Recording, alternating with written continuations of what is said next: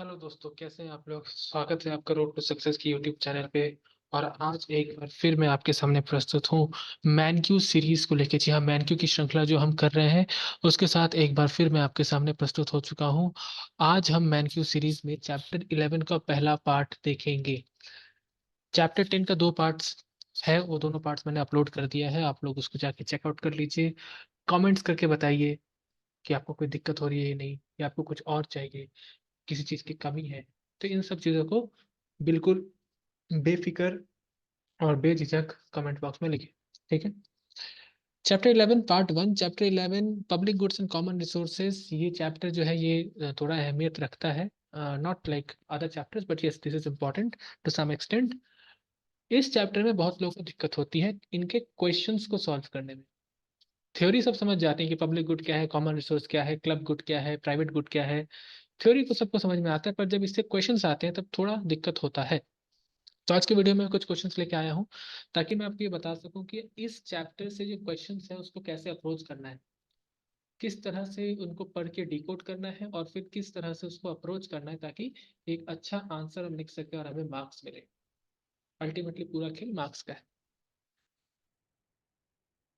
जैसे कि मैं कहता हूँ चैप्टर 11 और ये किताब मैनक्यू 6th एडिशन की है।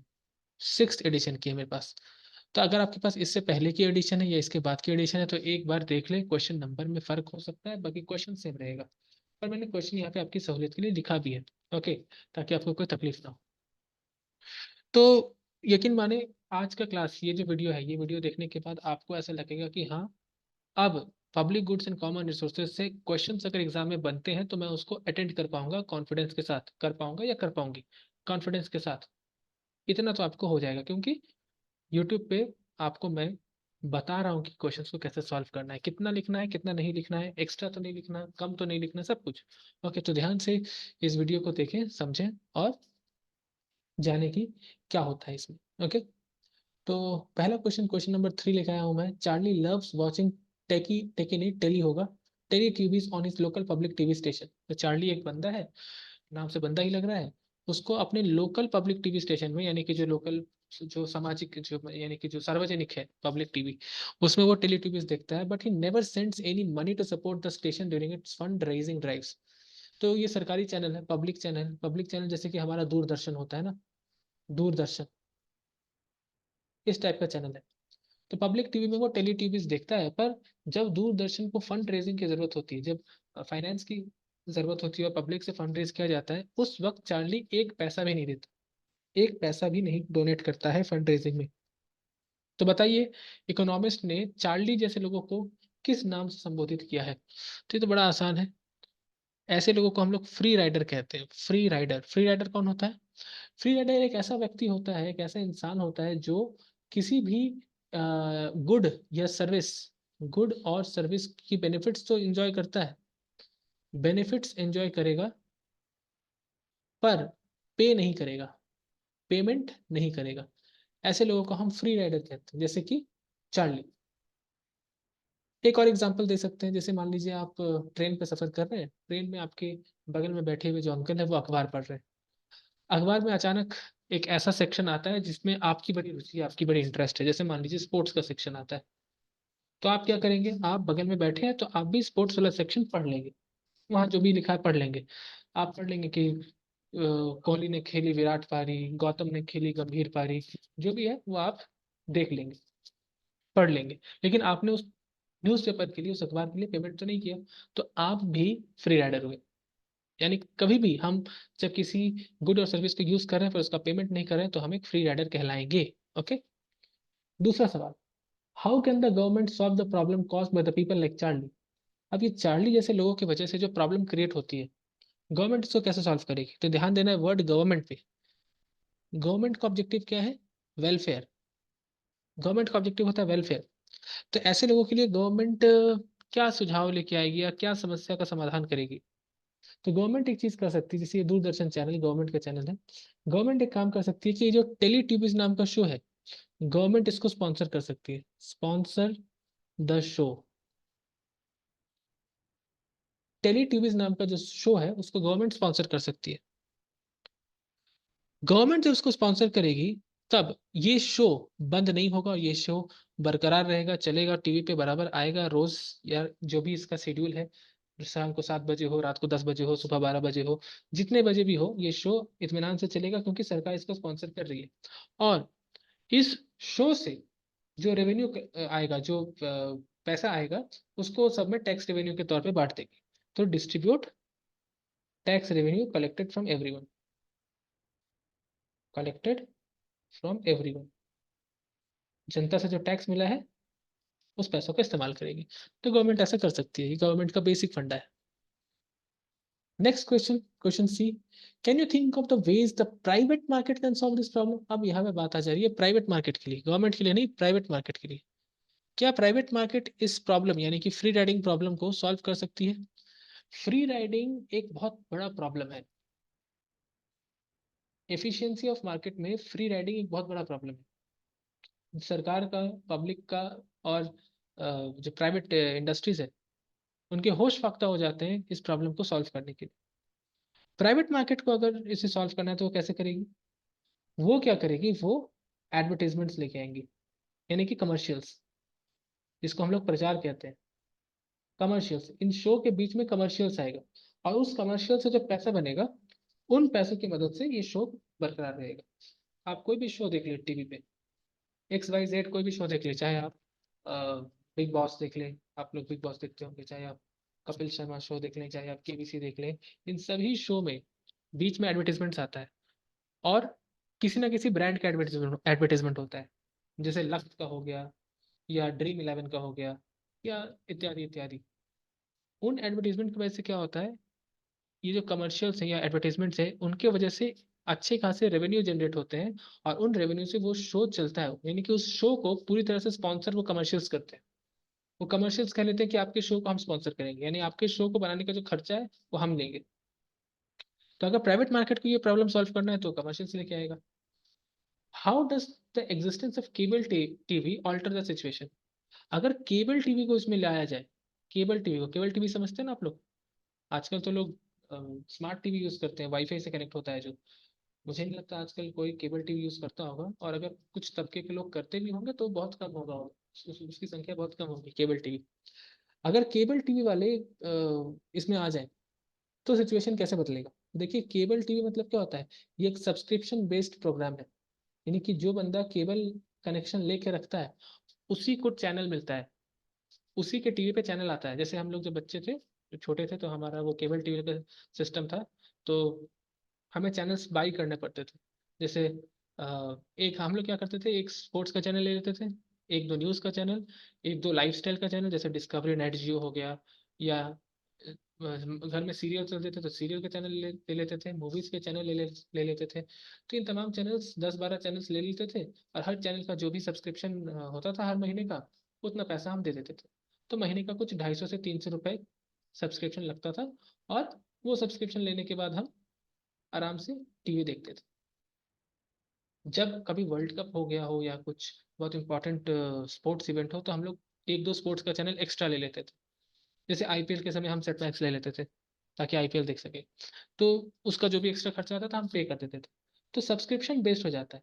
सब्सक्रिप्शन बेस्ड जब हो गया, यानी कि वही व्यक्ति देख पाएगा शो को जिस व्यक्ति ने पेमेंट किया है, यानी कि ये अब एक्सक्लूडेबल हो गया, ये अब एक्सक्लूडेबल हो गया, it is no more non excludable, it is excludable now, so it is no more a public good, no more a public good.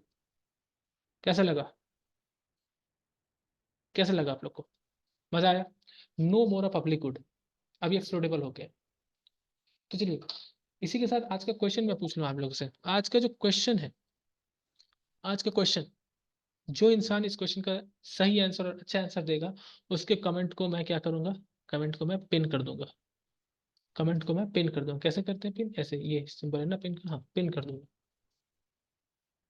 तो आज का सवाल सुनने से पहले एक और चीज़, अगर आपको इस वीडियो को देखते दौरान कभी भी ऐसा लगता है कि वीडियो बहुत ही अच्छा है, ये वैल्यूबल है, ये आपके नॉलेज में इंक्रीज कर रहा है, आपके नॉलेज लेवल को, या आपको लग रहा है कि कोई इंसान है जो आपके लिए यूट्यूब पे फ्री में इतने सारे कंटेंट्स बना रहा है, प्रॉब्लम्स को कैसे सॉल्व किया जाए, आंसर कैसे लिखा जाए वो बता रहा है, तो इस वीडियो को प्लीज़ लाइक करें। क्योंकि यूट्यूब के एल्गोरिदम ही वही है, जितने ज़्यादा लाइक्स, जितने ज़्यादा कमेंट्स, जितने ज़्यादा शेयर्स, यानी कि कुल मिलाकर जितना ज़्यादा एंगेजमेंट उतना ज़्यादा यूट्यूब के एल्गोरिथम में वो आएगा, यूट्यूब उसको सजेस्ट करेंगे अपने फीड पे।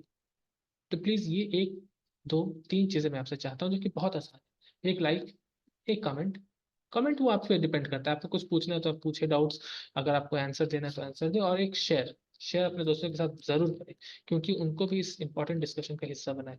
ये इंपॉर्टेंट जो हम लोग का डिस्कशन चल रहा है, ये क्वेश्चन आंसर की, उनसे मिस आउट ना हो जाए। और चैनल को सब्सक्राइब जरूर करें। अभी जिस वक्त मैं ये वीडियो बना रहा हूँ, we have 690 subscribers not even 1000। इतने कंटेंट्स है फ्री में, 1000 सब्सक्राइबर्स भी नहीं है, तो ये तो होना चाहिए ना। तो आप लोग इसका ध्यान रखें। तो आज का क्वेश्चन ये है कि आप मुझे बताएं कि एक्सक्लूडिबिलिटी एक्सक्लूडिबिलिटी और नॉन राइवल इन कंजम्पशन, ये दोनों फीचर के साथ किसी एक गुड का एग्जांपल देंगे आप लोग।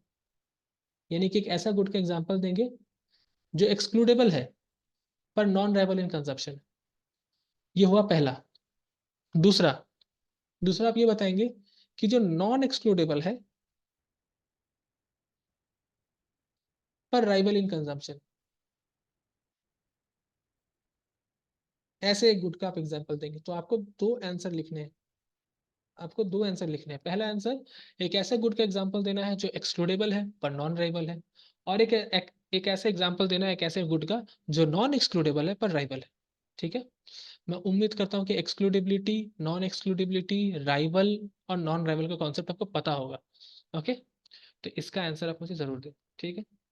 बढ़ते हैं नेक्स्ट क्वेश्चन की तरफ। ये है नेक्स्ट क्वेश्चन। ये क्वेश्चन देख के बहुत लोग डर जाते हैं, बहुत लोग को लगता है हाय हाय ये क्या पूछ लिया। और बहुत कम एक्सप्लेनेशन ऐसे हैं शायद यूट्यूब में जिसमें इसको अच्छे से बताया गया है। पर आज आज की इस वीडियो में मैं इसको एक्सप्लेन करूंगा, और आप यकीन माने आपको इस टाइप के सम्स में बहुत कॉन्फिडेंस आएगा। और एग्जाम में ये क्वेश्चंस पूछे जाते हैं, चाहे वो दिल्ली यूनिवर्सिटी का एग्जाम हो, चाहे वो जेएनयू का एग्जाम हो, चाहे वो कैलकाटा यूनिवर्सिटी का एग्जाम हो। कई एग्जाम्स के सेमेस्टर्स में मैंने देखा है कि ये क्वेश्चंस पूछे गए हैं। ओके। तो अक्सर स्टूडेंट इस क्वेश्चन को देख के ही घबरा जाते हैं और इसको छोड़ देते हैं, आगे चले जाते हैं, या ऑप्शंस में रहता है तो इसको अवॉइड करते हैं। पर यकीन मानिए ये बहुत सिंपल क्वेश्चन है, इसमें बहुत ही छोटी छोटी चीजें आपको लिखनी है और आपको फुल मार्क्स मिलेगा। एक मैं आपको ट्रिक बताता हूँ, एक फंडा बताता हूँ मैं आपको, फंडा। जितना बड़ा क्वेश्चन जितना बड़ा क्वेश्चन उतना इजी क्वेश्चन, याद रखिएगा। जितना बड़ा क्वेश्चन, लार्ज, जितना बड़ा क्वेश्चन उतना इजी क्वेश्चन। क्यों? क्योंकि उस क्वेश्चन में इतना कंटेंट डाल दिया गया है कि आपके पास इंफॉर्मेशंस बहुत सारे, बहुत सारे, लॉट ऑफ इंफॉर्मेशंस। यानी कि क्वेश्चन को क्रैक करना, क्वेश्चन को डीकोड करना आपके लिए आसान हो जाएगा। बहुत सारे इंफॉर्मेशंस दिए हुए। जितना छोटा क्वेश्चन रहेगा उतना डिफिकल्ट क्वेश्चन वो होगा, क्योंकि बहुत कम इंफॉर्मेशंस दिए हुए हैं। आपको समझ में नहीं आएगा आपको लिखना क्या है। आपको समझ में नहीं आएगा आपको लिखना क्या है अगर बहुत छोटा क्वेश्चन अगर हो। जैसे फॉर एग्जाम्पल अगर मैं क्वेश्चन पूछूं, explain inefficiency in context of dead weight loss. छोटा सा क्वेश्चन है, और अगर मैं आपको ये 6 नंबर का दे दूं तो ये, इस क्वेश्चन के आंसर लिखना आपके लिए ज्यादा मुश्किल है। क्योंकि आपको क्या लिखना है, एग्जामिनर क्या मांग रहा है आपसे, क्वेश्चन की डिमांड क्या है, ये आपको समझ में नहीं आ रहा है। Inefficiency in context of dead weight loss, 6 number के इसमें क्या लिखे, तो ये आपके लिए टफ हो जाएगा। पर अगर यही क्वेश्चन, इसमें टोटल 6 पार्ट्स है, हर पार्ट का अगर एक एक नंबर हो और यही अगर 6 मार्क्स का क्वेश्चन हो, तो इसमें 6 मार्क्स स्कोर करना बड़ा आसान है। 6 आउट ऑफ 6 स्कोर करना आसान है, क्योंकि हर क्वेश्चन में अलग अलग इंफॉर्मेशन दिए गए हैं जिनके बेसिस पे हमें आंसर लिखना है बस। ठीक है। तो ये क्वेश्चन जो है, इसे घबराना नहीं है, इसको पढ़ना है, चीज़ें अपने आप सॉल्व हो जाएंगी। ठीक है। तो चलिए इसको मैं अब कराता हूँ, और यकीन माने आप लोग का कॉन्फिडेंस जो है वो बढ़ेगा। ओके। देखिए क्या बोल रहा है, 4 रूम, 4 नहीं है 4 होगा, ये मेरे में इतने टाइपो होते हैं ना। 4 roommates are planning to spend the weekend in their dorm room यानी हॉस्टल, वॉचिंग ओल्ड मूवीज। यानी कि 4 दोस्त हैं। 4 दोस्त कौन है? जो अपने क्या वो जो एक मूवी आई थी ना, उसमें 4 थे, क्या 3 थे, 3 इडियट्स में 3 थे, एक और इडियट जोड़ लो, उसमें 4 दोस्त थे। 4 दोस्त अपने हॉस्टल में बैठ के कि प्लान करते हैं कि ओल्ड मूवीज देखेंगे, पुरानी फिल्में देखेंगे, and they are debating how many to watch, here is their willingness to pay for each. अब वो लोग सोच रहे हैं कि यार कितने मूवीज देखें। देखो क्वेश्चन देख के समझ में आ रहा है कि इनका अभी अभी एग्जाम खत्म हुआ है, इसलिए वो ये डिसीजन नहीं ले पा रहे कि भाई कितने मूवीज देखने हैं, एक दो तीन चार पांच कितने देखने हैं, ठीक है। तो इसका मतलब इनका एग्जाम अभी अभी खत्म हुआ है। ओके। तो सबका विलिंगनेस टू पे है। अब सब लोग मिलके अगर देख रहे हैं तो वो लोग पेमेंट करेंगे। ओके, यानी कि फिल्म वो लोग किराए पे लाएंगे। जैसे मान लीजिए सीडी डीवीडी होता था ना पहले, वो सीडी या डीवीडी वो किराए पे लाएंगे, उसको देखेंगे और उस पे क्या कहते हैं किराया देंगे और आपस में बांटेंगे जो भी खर्चा आएगा। अब आप लोग कहेंगे कि नेटफ्लिक्स अमेजन पे देख लो, तो देखो ऐसा है कि नेटफ्लिक्स अमेजन शायद नहीं है उनके पास। वो अभी भी शायद 1990s में रह रहे हैं या 2000 में रह रहे हैं, सीडी डीवीडी का इस्तेमाल कर रहे हैं। ओके। या अगर मान लो नेटफ्लिक्स अमेजन है भी, तो उसका सब्सक्रिप्शन के पैसे की बात कर रहे हैं कि उनका विलिंगनेस टू पे कितना है। ओके। तो यहाँ पे विलिंगनेस टू पे दिया हुआ है हर बंदे का। चार बंदे हैं, जुड, जोएल, गुस और टिम। ये चार बंदे बड़े फिरंगी नाम है। अगर इसको हमें हिंदी में लिखना हो या फिर अपने इंडियन कॉन्टेक्स्ट में लिखना हो, तो हम चार इंडियन मूवीज में से चार कैरेक्टर का नाम लिख देंगे। जैसे आप सबने वो देख रहे हैं ना एस्पिरेंट्स, तो इसको मैं लिख देता हूँ। ये हो गया आपका अभिलाष, ये अभिलाष हो गया। ये हो गया मान लो एसके, ये हो गया मान लो गूरी, और ये हो गया संदीप भैया। चलिए चार कैरेक्टर आ गए। चार कैरेक्टर आ गए, अभिलाष, एसके, गौरी, संदीप भैया। मैं उम्मीद करता हूँ अपने एस्पिरेंट्स देख रखिए, तभी आप रिलेट कर पाएंगे, वरना नहीं कर पाएंगे। ओके। तो अभिलाष, अभिलाष का विलिंगनेस टू पे कितना है? देखिए अगर वो एक फिल्म देखना चाहता है तो एक फिल्म के लिए वो $7 देने को तैयार है अभिलाष। दूसरे फिल्म के लिए अभिलाष $6 देने को तैयार है। तीसरे फिल्म के लिए 5, चौथे के लिए 4 और पांचवें फिल्म के लिए 3। रिड्यूस क्यों हो रहा है? Diminishing marginal returns. Satisfaction, utility जो है वो डिमिनिश करता है, इसलिए वो डिमिनिश हो रहा है विलिंगनेस टू पे। हर एक एक्स्ट्रा फिल्म के साथ उस फिल्म से एसोसिएटेड जो यूटिलिटी है वो अभिलाष के लिए कम रही है, इसलिए विलिंगनेस टू पे भी कम रहा है। ओके। अब इसके सर पहली फिल्म के लिए $5 देने को तैयार है, दूसरी फिल्म के लिए $4, तीसरी के लिए 3, चौथी के लिए 2 और पांचवी के लिए 1।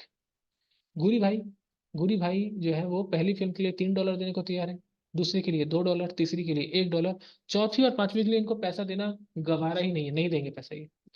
और संदीप भैया अपने, संदीप भैया की आर्थिक हालात ठीक नहीं है, तो इसलिए ये पहले फिल्म के लिए $2 देने को तैयार है और दूसरी फिल्म के लिए $1 देने को तैयार है।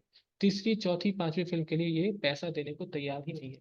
क्यों? क्योंकि जो संदीप भैया का जो फेमस डायलॉग है, आर्थिक स्थिति ठीक ना है हमारी, तो इसलिए तो ही फिल्म के पैसे दे सकते हैं। ठीक है। तो ये डेटा है जहाँ पे उनके विलिंगनेस टू पे है। अब क्वेश्चन पे आते हैं। Within the dorm room is the showing of a movie a public good, why or why not?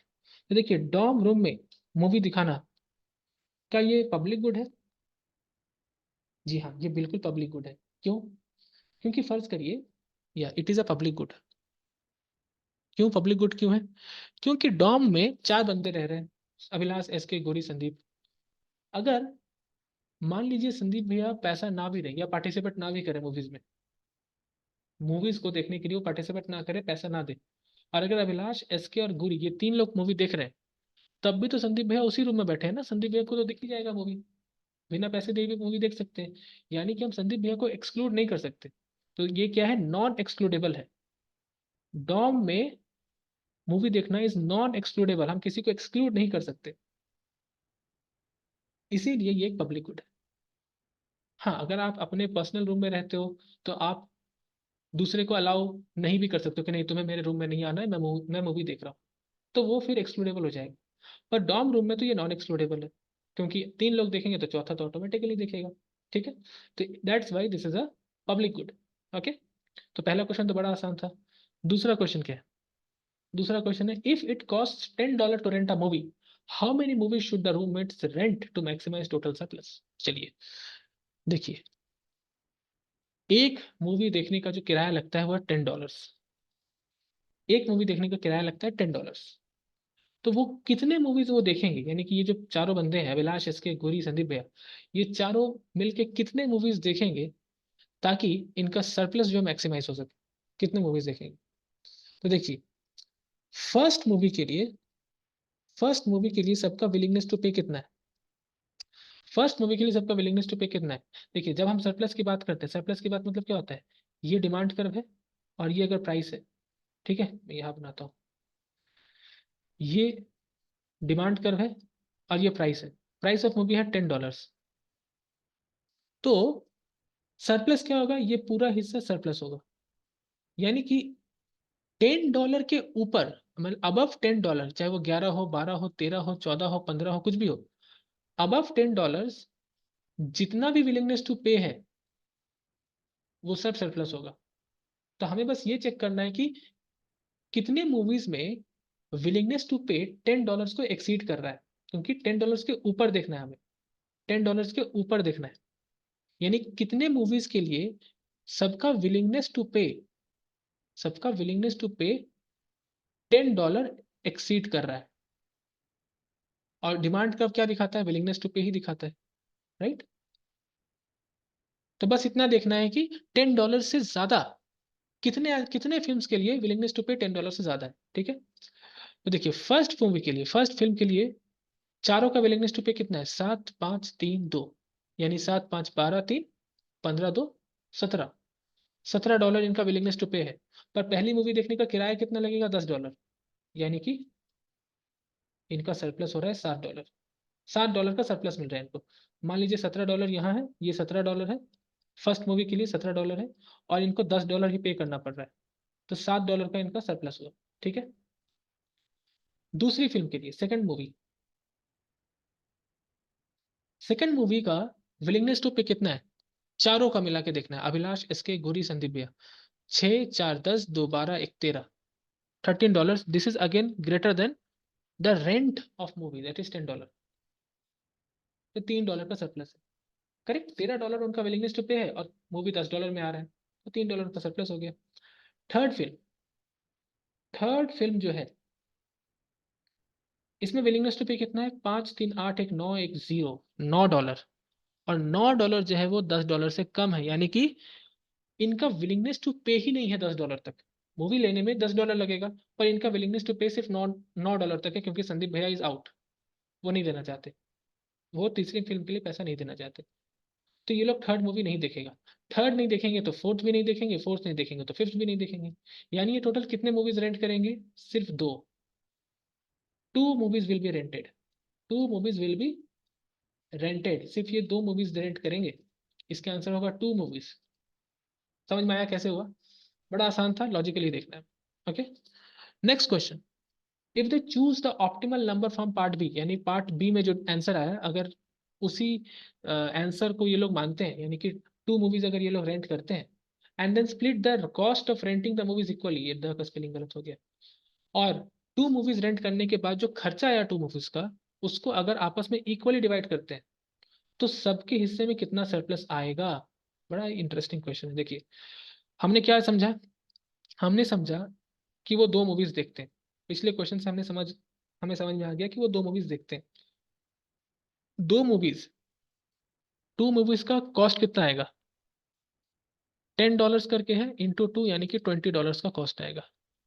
अब ये चाह रहे हैं कि $20 को चारों इक्वली डिवाइड करें, अभिलाष, एसके, गौरी और संदीप भैया, ये चारों इक्वली डिवाइड करें, यानी कि ये भी $4 देंगे, सॉरी $5, ये भी $5 देंगे, अभिलाष जी, एसके सर भी 5 देंगे, गौरी भाई भी 5 देंगे, और संदीप भैया भी 5 देंगे, सब $5 देंगे, तो $20 में दो मूवीज आ जाएंगी। अब अगर सब $5 देता है तो सबका सरप्लस कितना है, सबका सरप्लस कितना है। अब यहाँ पे ध्यान से देखना है, इन तीनों को भूल जाइए, अब पूरा कहानी सिर्फ दो फिल्म तक ही है, फर्स्ट फिल्म और सेकंड फिल्म। देखिए समझिए बात को, अभिलाष दो मूवी देख पा रहा है, और दो मूवी देखने के लिए उसको बस $5 देना है। इसके सर भी दो मूवी देख पा रहे हैं, दो मूवी देखने के लिए भी उनको $5 देना है। गूरी भाई भी दो मूवी देख पा रहे हैं, वो भी 5 दे रहे हैं, और संदीप भैया भी दो मूवी देख पा रहे हैं, वो भी 5 दे रहे हैं। सब लोग दो दो मूवी देख रहे हैं और सब लोग $5 देख पे कर रहे हैं। पर दो मूवी देखने के लिए अभिलाष का विलिंगनेस टू पे कितना था, ध्यान दीजिए, पहली मूवी और दो दूसरी मूवी देखने के लिए अभिलाष भाई का विलिंगनेस टू पे था $13 का, 7 और 6 $13 का। एसके भाई का विलिंगनेस टू पे कितना था पहले दो मूवी के लिए, $9 का। गूरी भाई का विलिंगनेस टू पे कितना था पहले दो मूवीज के लिए, $5 का। और संदीप भैया का कितना था विलिंगनेस टू पे, $3, विलिंगनेस टू पे था $3 पहली दो मूवीज के लिए। तो अभिलाष, एसके, गूरी और संदीप भैया, for two movies, for two movies, इन सब का विलिंगनेस टू पे, WTP यानी विलिंगनेस टू पे कितना है? इसका $13, इसका $9, इसका $5, इसका $3। और एक्चुअल पे कितना कर रहे हैं ये लोग? $5 सब पे कर रहे हैं। यानी कंज्यूमर सरप्लस सबका कितना हुआ? अभिलाष दो मूवीज देखने के लिए $13 देने को तैयार था, पर वो सिर्फ $5 पे कर रहा है क्योंकि इन लोगों ने इक्वली स्प्लिट किया। तो इसका सरप्लस हो गया 13 माइनस 5, $8 का। इसके भाई दो मूवीज के लिए $9 देने को तैयार थे, पर ये $5 ही दे रहे हैं क्योंकि इक्वली स्प्लिट किया है। तो इनका सरप्लस हो गया $4 का। गूरी भाई के लिए कोई सरप्लस नहीं है, वो 5 देना चाहते थे, 5 ही दे रहे हैं, तो 0। पर फटका लगा है संदीप भैया को, देना चाहते थे वो 3, देना पड़ रहा है 5, यानी -$2 का उनका लॉस हो गया। कंज्यूमर सरप्लस नहीं हुआ, लॉस हो गया। ओके, तो टोटल सरप्लस कितना बन रहा है? 8 + 4 - 2, यानी कि $8 का टोटल सरप्लस बन रहा है। टोटल सरप्लस कितना बन रहा है? $8 का टोटल सरप्लस बन रहा है। ओके, और अगर हम सिर्फ इन 3 रूममेट्स का देखें, कंज्यूमर सरप्लस जिनका प्रॉफिटेबल है, तो $12 का बन रहा है, $12 का बन रहा है। ओके, तो ये क्वेश्चन क्या पूछ रहा था? अ, हाँ, if they choose the optimal number for part B, then split the cost of renting the movies equally. How much surplus does each person obtain from watching the movies? तो हर person का हमने निकाल लिया, $8, $4, $0, -$2। कैसा लगा? मजा आया? तो इस वाले पार्ट के लिए हमने हॉरिजॉन्टल एडिशन किया था, राइट? और इस वाले पार्ट के लिए जब इंडिविजुअल विलिंगनेस टू पे निकालना था, हम वर्टिकल एडिशन कर रहे हैं। इसमें लोग कंफ्यूज हो जाते हैं। क्यों कंफ्यूज होते हैं? क्योंकि वो रट के आते हैं। रट के नहीं आना है, कॉन्सेप्चुअली सोचना है। इंडिविजुअल विलिंगनेस टू पे की बात करेंगे तो यहां से होगा, क्योंकि ये इंडिविजुअल्स हैं। और जब कंबाइंड कलेक्टिव विलिंगनेस टू पे की बात करेंगे फॉर ईच मूवी, तब यहां से एडिशन होगा। सिंपल। चलिए चौथे क्वेश्चन पे जाते हैं। Is there any way to split the cost to ensure that everyone benefits? What practical problems does this solution raise? तो क्या कोई तरीका है कि कॉस्ट को कुछ इस तरह से डिवाइड किया जाए ताकि सबका फायदा हो? यहाँ पे देखिए क्या होता है, संदीप भैया का फायदा नहीं हुआ था, है ना, उनको नुकसान हो गया था। तो क्या कोई तरीका है कि सबका फायदा हो? और अगर वो तरीका हम अपनाएं तो what practical problems does this solution raise? तो इससे समस्या क्या है? तो देखिए इसका फायदा, इसका एक तरीका ये है, इसका एक तरीका ये है, देखिए आपने पहले क्या किया, $20 टोटल कॉस्ट आ रहा था, उसको आपने इक्वली स्प्लिट कर दिया, सब $5-5 दे रहे थे। संदीप भैया का नुकसान हो गया था, उनको ऐसी आर्थिक तंगी चलती है, उनका नुकसान भी करा दिया हमने। तो क्या कोई तरीका है कि हम इस तरह से स्प्लिट करें कॉस्ट को ताकि सबका फायदा हो, सबका फायदा हो? तो जी हाँ, ऐसा एक तरीका है। आप कॉस्ट को इस तरह से डिवाइड करिए रूममेट्स के बीच कि कॉस्ट उस व्यक्ति को ज्यादा पड़े जिसको ज्यादा बेनिफिट मिल रहा है, उस व्यक्ति को कम पड़े जिसको कम बेनिफिट मिल रहा है। यानी कि हम लिख सकते हैं, हम लिख सकते हैं कि the cost could be divided among the roommates, among the roommates based on their, based on their benefits they receive, benefits they receive। जिसको ज्यादा बेनिफिट मिल रहा है वो ज्यादा पेमेंट करेगा। अब जरा सोच के देखिए, जो अभिलाष है, दो मूवी को अभिलाष बहुत ज्यादा वैल्यू मानता है, बहुत ज्यादा वैल्यू देता है। अभिलाष के लिए दो मूवी का वैल्यू $13 है, पर इसके सॉरी संदीप भैया के लिए दो मूवी का वैल्यू $3 है। यानी Abhilash is a person who values the movie most. तो जाहिर सी बात है उसको पैसा भी ज्यादा देना है, क्योंकि अभिलाष को ज्यादा मजा आ रहा है मूवी देखने के लिए, इसलिए तो वो ज्यादा पैसा देने को तैयार है। हम ज्यादा पैसा देने को तैयार क्यों होते हैं? कोई भी चीज के लिए हम ज्यादा देने को तैयार क्यों होते हैं? क्योंकि उससे हमें यूटिलिटी ज्यादा मिलती है, या सेटिस्फेक्शन ज्यादा मिलता है, या आसान भाषा में कहें सेटिस्फेक्शन ज्यादा मिलता है, आसान भाषा में कहें तो हमें मजा ज्यादा आता है उससे। तो इस इन चारों दोस्तों में अभिलाष ही ऐसा इंसान है जिसको दो मूवी देखने के लिए ज्यादा मजा का, दो मूवी देख कर ज्यादा मजा ले रहा है, वो ज्यादा यूटिलिटी ले रहा है। क्यों? क्योंकि वो दो मूवीज के लिए $13 तक देने को तैयार है। तो या इसका मतलब क्या हुआ? उसको ज्यादा यूटिलिटी मिल रहा है, उसको ज्यादा बेनिफिट मिल रहा है। तो जाहिर सी बात है कि जो $20 का खर्चा आया है, इसमें मैक्सिमम खर्चा अभिलाष देगा। उसके बाद इसके सर है, इसके सर $9 देने को तैयार है। इसका मतलब क्या है? इसके सर के लिए जो यूटिलिटी है दो मूवीज के लिए, वो अभिलाष से कम है। अभिलाष 2 मूवीज के लिए $13 दे सकता है, पर एसके सर $9 दे सकते हैं, यानी एसके सर की यूटिलिटी जो है वो अभिलाष भाई से कम है। फिर गुरी आते हैं। गुरी जो है वो 2 मूवीज के लिए $5 देने को तैयार है, यानी गुरी की जो यूटिलिटी है 2 मूवीज से, वो एसके से तो कम है ही, अभिलाष से भी कम है। फिर आते हैं संदीप भैया। संदीप भैया जो है वो 2 मूवीज के लिए सिर्फ $3 देने को तैयार है, यानी कि संदीप भैया को 2 मूवी देख के ज्यादा यूटिलिटी मिलता ही नहीं है, इसलिए तो वो कम देना चाह रहे हैं, क्योंकि उनको यूटिलिटी नहीं मिलता। अभिलाष को यूटिलिटी मिलता है, इसलिए वो ज्यादा देने को तैयार है। तो यूटिलिटी के पर्सपेक्टिव में या बेनिफिट के पर्सपेक्टिव में सबसे ज्यादा बेनिफिट अभिलाष को मिल रहा है, तो $20 में सबसे ज्यादा शेयर अभिलाष को देना चाहिए। फिर इसके साथ थोड़ा देंगे, फिर गुरी भाई थोड़ा देंगे, और सबसे कम संदीप भैया देंगे। तो ये जिस रेशियो में है उस रेशियो में डिवाइड कर लो, और उस रेशियो में डिवाइड करके आपस में पेमेंट कर दो। तो ये एक बेहतर तरीका है, ये एक बेहतर तरीका है इसको ये करने का, स्प्लिट करने का, ताकि सब लोग फायदे में रहेंगे। पर इसका जो दूसरा पार्ट है वो ये पूछ रहा है कि what practical problem does this solution raise. तो देखिए प्रॉब्लम क्या होगा इससे। इससे प्रॉब्लम ये होगा कि हर इंसान, चाहे वो अभिलाष हो, चाहे वो एसके हो, चाहे वो गौरी हो, चाहे वो संदीप हो, हर इंसान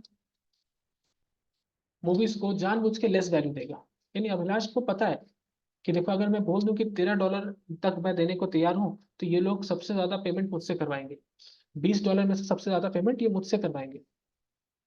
ओके, जैसे हम लोग खाने जाते हैं, दोस्त दोस्त लोग मिलके, जैसे मैं खाने गया किसी के साथ, अब मैंने मान लो बहुत कम खाया, तो मैं कम पैसे दूंगा ना। जैसे मान लो मैं अपने दोस्तों के साथ साथ जाता हूँ, तो वो लोग शराब वराब पीते हैं, मैं नहीं पीता, तो बिल बहुत बनता है, पर मैं उतना पेमेंट मैं इक्वली स्प्लिट नहीं करता उसको, क्योंकि मैंने तो वो पिया ही नहीं, मैंने तो वो बेनिफिट लिया ही नहीं। मैंने जो खाया है, मैंने जो कंज्यूम किया है, मैं उसके लिए पेमेंट करूंगा। मैं पूरा बिल को क्यों इक्वली स्प्लिट करूँ? मैं तो नहीं करता। तो it is about benefit principle approach, it is about benefit principle approach. अब अभिलाष को ये बात पता है कि बेनिफिट प्रिंसिपल अप्रोच के ऊपर काम चल रहा है, तो अभिलाष क्या करेगा? अभिलाष जानबूझ के ही बोलेगा कि भाई मेरा तो विलिंगनेस टू पे कम है, मैं 2 मूवी के लिए $13 देने को तैयार नहीं हूँ, मैं 2 मूवी के लिए $3 देने को ही तैयार हूँ। हर इंसान अपना विलिंगनेस टू पे रिड्यूस करने की कोशिश करेगा जानबूझ के। क्यों? क्योंकि उसको कम पैसा देगा, क्योंकि उसको कम पैसा देगा। So this problem will arise. The problem is that each roommate wants to understate the value of movies to them. Each roommate wants to understate the values of movie to them. Understate कर रहे हैं, देने को तैयार है $13, पर बोल रहे नहीं हम तो $5 ही देंगे। क्यों? पेमेंट कम करना। ऑलराइट, कैसा लगा? ये भी इंटरेस्टिंग क्वेश्चन था। Next question, suppose they agree in advance to choose the efficient number and to split the cost of the movies equally। अब मान लीजिए इन चारों ने पहले ही डिसाइड कर लिया कि देखो भाई कोई झगड़ा नहीं करेगा, जितने भी मूवीज हम लोग देखेंगे सबको हम लोग इक्वली ही बांटेंगे। इन लोगों ने पहले ही डिसाइड कर लिया सबको इक्वली बांटेंगे। when Jude is asked his willingness to pay, Jude यानी Abhilash, when Abhilash is asked his willingness to pay, पहले उन लोगों ने डिसाइड कर लिया कि हम लोग इक्वली बांटेंगे, जो भी मूवीज का खर्चा आएगा इक्वली बांटेंगे। फिर अभिलाष से पूछा गया, बाकी तीनों ने पूछा, इसके ने, गौरी ने और संदीप भैया ने, कि अच्छा अभिलाष तुम बताओ, झूठ मतलब अभिलाष, ठीक है, झूठ मतलब अभिलाष, कि अभिलाष तुम बताओ तुम्हारी विलिंगनेस टू पे कितनी है। तो will he have an incentive to tell the truth, तो क्या अभिलाष सच बोलेगा? क्या उसको सच बोलने से कोई फायदा है? If so why, if not what will be tempted to say. अगर हाँ सच बोलने से उसको लाभ है तो क्यों लाभ है, और अगर वो सच नहीं बल्कि झूठ बोलेगा तो आखिर उसने ऐसा क्यों किया? ये क्वेश्चन पूछा हम लोगों ने। सुन के लग रहा है कि अरे बड़ा डिफिकल्ट साइकोलॉजिकल से क्वेश्चन पूछ लिया, तो बड़ा आसान है।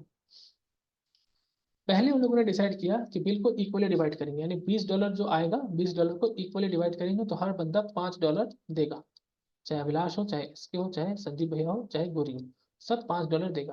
पहले डिसाइड कर लिया। फिर अभिलाष से पूछा गया कि अभिलाष भाई, अभिलाष या झूठ, जो इस क्वेश्चन में झूठ बोला गया है, कि अभिलाष भाई बताओ आपकी विलिंगनेस टू पे कितनी है 2 मूवीज के लिए। तो अभिलाष की एक्चुअल विलिंगनेस टू पे कितनी थी? $13। पर क्या वो ये सच बात बताएगा या झूठ बोलेगा?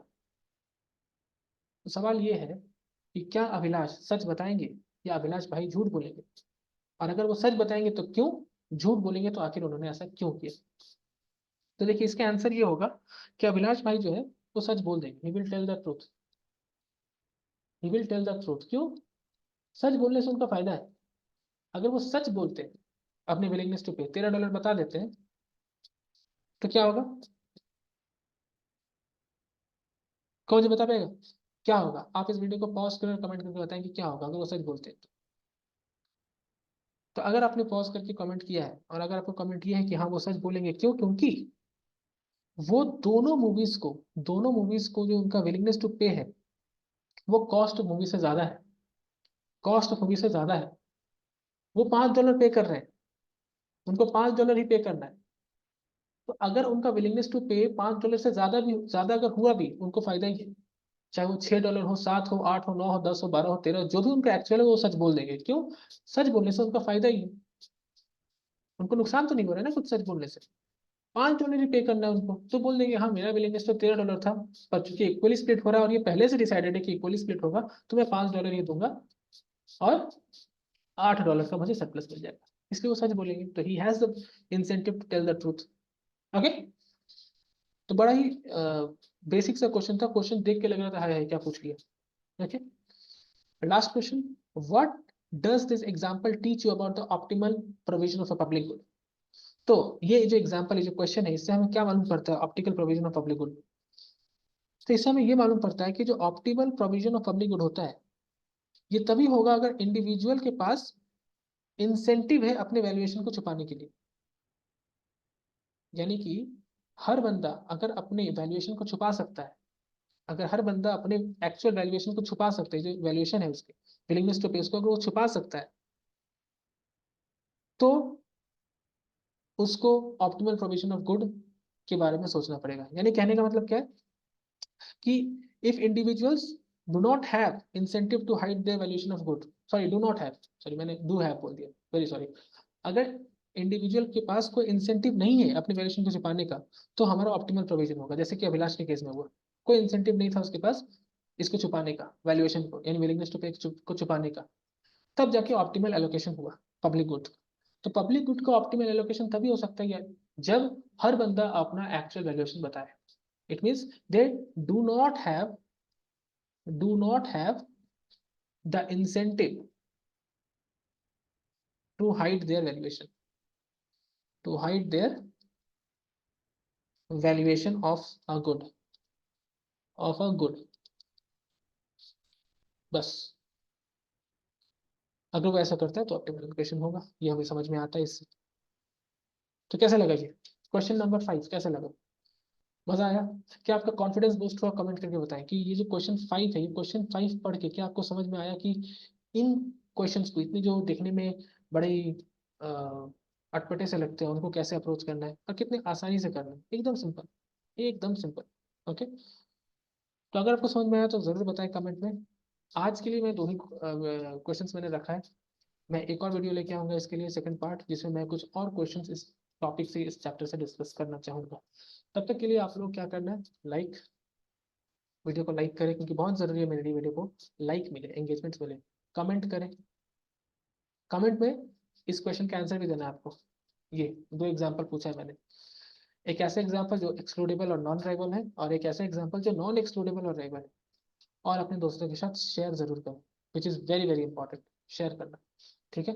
तो ठीक है दोस्तों, मिलते हैं अगले वीडियो में चैप्टर 11 के पार्ट 2 के साथ, कुछ और क्वेश्चंस के साथ, कुछ और मज़ेदार क्वेश्चंस के साथ, जिसमें मैं आपको बताऊंगा कि क्वेश्चंस को कैसे अप्रोच करना है। और जैसे कि मैंने वादा किया था, इस बार सिर्फ क्वेश्चन आंसर्स नहीं होंगे, टॉपिक डिस्कशंस भी होंगे। तो टॉपिक डिस्कशंस के साथ भी मैं आने वाला हूँ बहुत जल्द, बस आप थोड़ा इंतजार करें। ठीक है? तो बहुत बहुत धन्यवाद वीडियो में जुड़े रहने के लिए लास्ट तक। मिलते हैं अगले वीडियो में, तब तक के लिए thank you and keep learning, keep doing something great. Thank you students.